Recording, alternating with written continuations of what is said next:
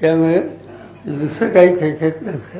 पण साहेब त्याच कार्यक्रमामध्ये एका बाजूला तुमच्या अजितदादांची बंद दाराची झाली, तर दुसऱ्या बाजूला स्टेजवरची खुर्ची तुमच्या बाजूला अजितदादांची लावण्यात आलेली होती, ती अजितदादांनीच बदलायला लावली. असं आहे, नवीन सरकार मंत्री त्यांनी विनंती केली की 2-3 गोष्टी मला तुमच्या कानावर घालायच्या. माझ्या कानावर घालायचं म्हणजे शेजारी बसा. नवीन महाबळेश्वर संदर्भात तुम्ही साताऱ्याच्या एका भाषणामध्ये उल्लेख केला. मुख्यमंत्र्यांचा तो आता जे उपमुख्यमंत्री आहेत त्यांचा तो एक अम्बिशियस प्रोजेक्ट आहे, परंतु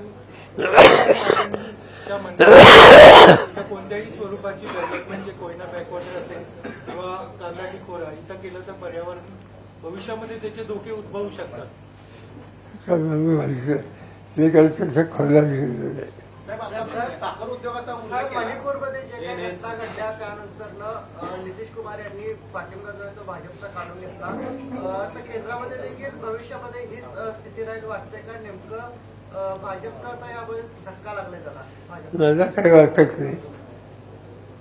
तिथं नितीश पाठिंबा काढून घेतला त्याचा परिणाम मणिपूरच्या सरकारवर काही होणार नाही.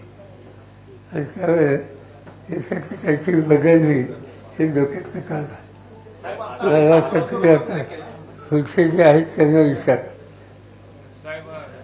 आणि आता मला तुम्ही सोडा, मला कसा बोलायला योग्य नाही. मनोज जरांगे पाटील उद्यापासून पुन्हा एकदा उपोषणाला बसतायत आरक्षणाच्या मागणीवरून. पुन्हा एकदा जरांगे पाटील पुन्हा एकदा आमरण उपोषण. माहिती नाही.